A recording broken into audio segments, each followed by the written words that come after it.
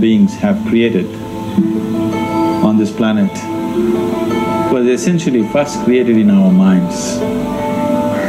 All that you see, which is human work on this planet, first found expression in the mind, then it got manifested in the outside world. The wonderful things that we have done on this planet and the horrible things that we have done on this planet, both have come from the human mind. So if we are concerned as to what we create in this world, it's extremely important that first of all we learn to create the right things in our mind. How we keep our minds? If we do not have the power to keep our minds the way we want it, what we create in the world is also going to be very accidental and haphazard. So learning to create our minds the way we want is the basis of creating the world the way we want. There is a wonderful story in the yogic lore. On a certain day, a man took a walk. He went for a long walk. Accidentally, unawares, he walked into paradise. Fortunate, isn't he? He just took a walk and he landed up in paradise. After this long walk, he felt little tired. So he thought, oh, I'm tired, I wish I could rest somewhere. He looked around, there was a nice tree, underneath which there was very cushiony grass. So it was inviting. He went and put his head down there and slept. After a few hours he woke up, well rested, and he thought, oh, I'm well rested, but I'm feeling hungry, I wish I had something to eat. And he thought about all the nice things that he ever wanted to eat in his life. And instantly, all those things appeared in front of him. You need to understand, there the service is like that. Hungry people don't ask questions. Food came and he ate. Stomach became full. Then he thought, oh, my stomach is full, I wish I had something to drink. All the nice things that he ever wanted to drink, he thought about it and all of them just appeared in front of him. Drinking people also don't ask questions, so he drank. Now with a little bit of alcohol in him, you know Charles Darwin told you, all of you are monkeys, your tail fell away. Not me, Charles Darwin told you that you were all monkeys and your tail fell away and then you became human. Yes, definitely the tail fell away. But the monkey, in yoga, we always refer to an unestablished mind as markata, which means a monkey. Why we are referring to the mind as a monkey is, what are the qualities of a monkey? One thing about a monkey is, it's unnecessary movement. Monkey and imitation have become synonymous. So these two essential qualities of a monkey are very much the qualities of an unestablished mind. Unnecessary movement, you don't have to learn it from the monkey, you can teach it to the monkey. And imitation is full-time job of the mind.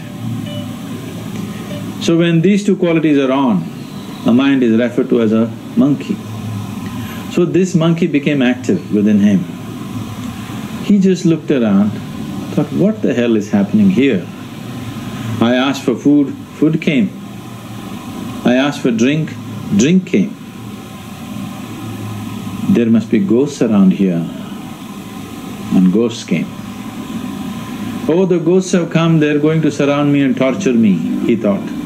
Immediately the ghosts surrounded him and started torturing him. Then he started screaming in pain and said, oh, they're going to kill me, and he died. The problem is, he was sitting under a kalpavriksha or a wishing tree. He asked for food, food came, he asked for drink, drink came, he asked for ghosts, ghosts came, he asked for torture, torture came, he asked for death, death happened.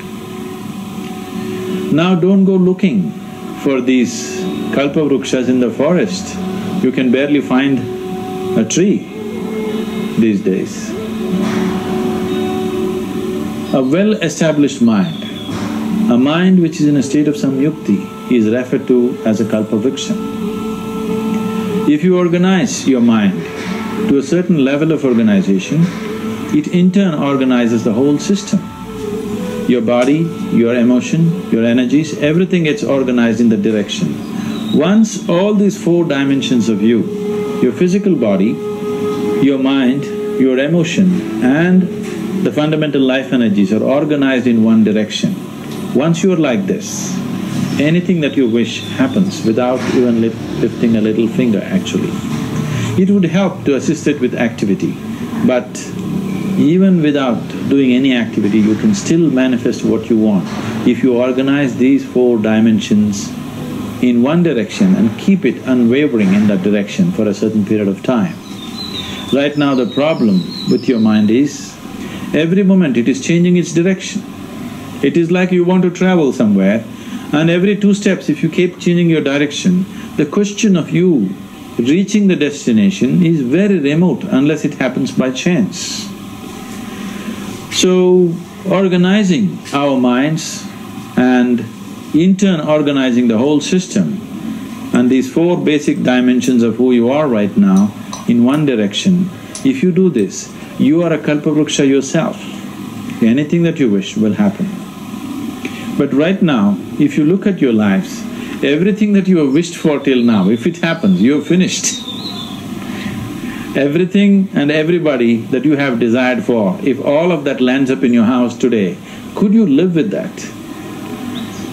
Once we're empowered like this, it's very important that our physical action, emotional action, mental action and energy actions are controlled and properly directed. If it is not so, we become destructive, self-destructive. Right now, that is our problem. The technology, which is supposed to make our life beautiful and easy, has become the source of all the problem that we are destroying the very basis of our life, which is the planet. So what should have been a boon, we are making a curse out of it. What has brought incredible levels of comfort and convenience to us in the last 100 years or so has also become a threat to our life simply because we are not conscious action, we are in a compulsive state of action. So organizing our minds fundamentally means moving from a compulsive state of activity to a conscious state of activity. You might have heard of people for whom they asked for something and beyond all expectations it came true for them. Generally this happens to people who are in faith. Now, let's say you want to build a house. If you start thinking, oh, I want to build a house, to build a house I need 50 lakhs, but I have only 50 rupees in my pocket, not possible, not possible, not possible. The moment you say not possible, you are also saying I don't want it. So on one level you're creating a desire that you want something, on another level you're saying I don't want it. So in this conflict, it may not happen.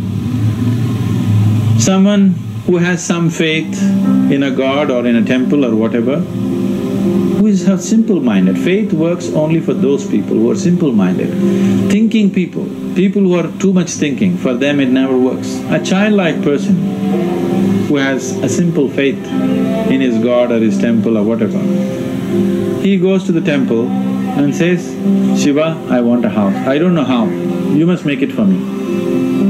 Now in his mind there are no negative thoughts. Will it happen? Will it not happen? Is it possible? Is it not possible? These things are completely removed by this simple act of faith. Now he believes Shiva will do it for him and it will happen. So is Shiva going to come and build your house? No, I want you to understand, God will not lift his little finger for you. What you refer to as God is the source of creation. As a creator, he has done a phenomenal job, there's no question about it. Could you think of a better creation than this? Is it in anybody's imagination to think anything better than what is there right now? So as a creator, he has done his job wonderfully well. But if you want life to happen the way you want it, because right now the very crux of your happiness and your well-being is this, if at all if you're unhappy, The only and only reason why you're unhappy is life is not happening the way you think it should happen. That's all it is. So if life is not happening the way you think it should happen, you're unhappy. If life happens the way you think it should happen, you are happy. It's as simple as that.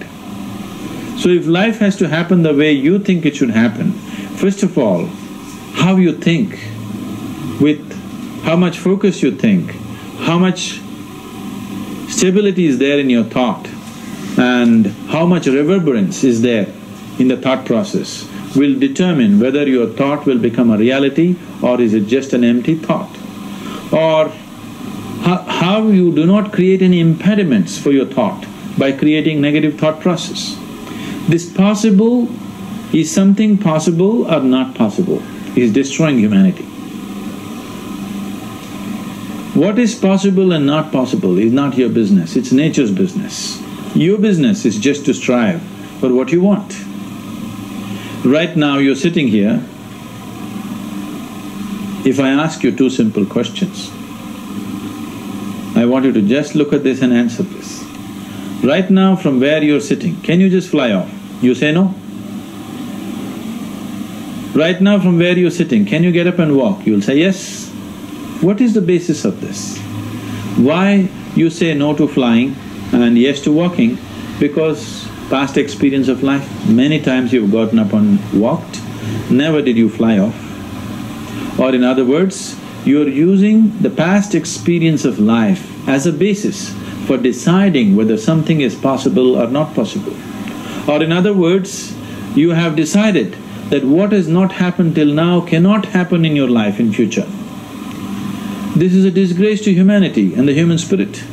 What has not happened till now on this planet can happen tomorrow. Human beings are capable of making it happen tomorrow.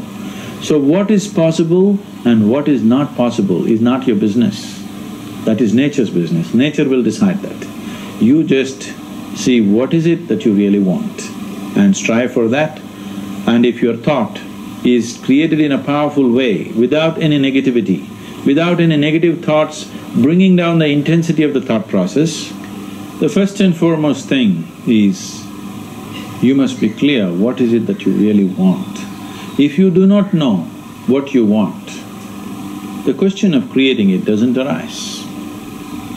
If you look at what you really want, what every human being wants is, he wants to live joyfully, he wants to live peacefully.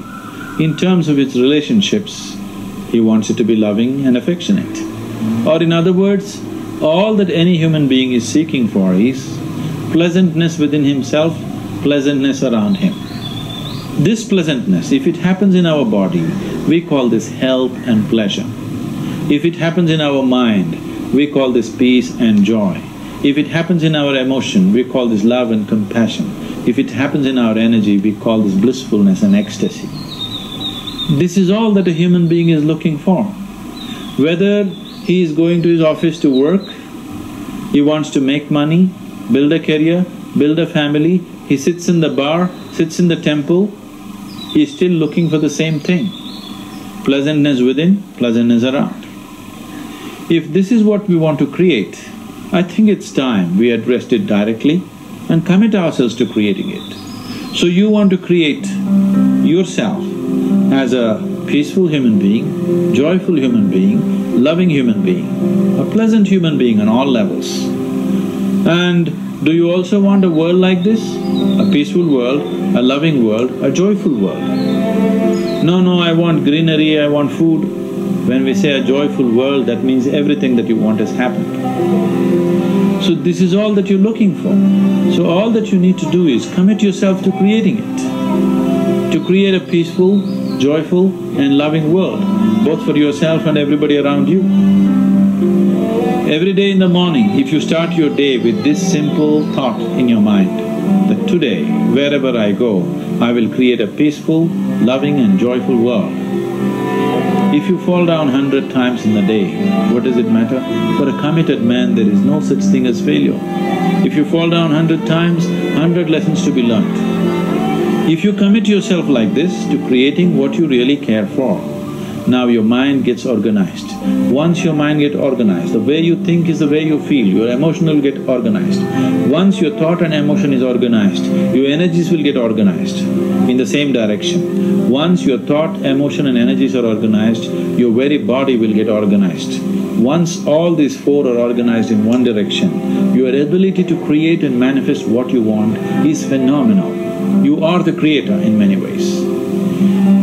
That which is the source of creation is functioning within you every moment of your life.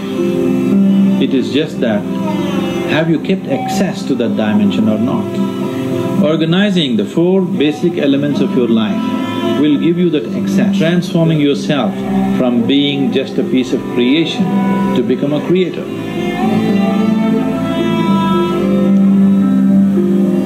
It is my wish and my blessing that every human being in this world should have this access to the source of creation within himself so that he can function here as a creator, not just as a piece of creation.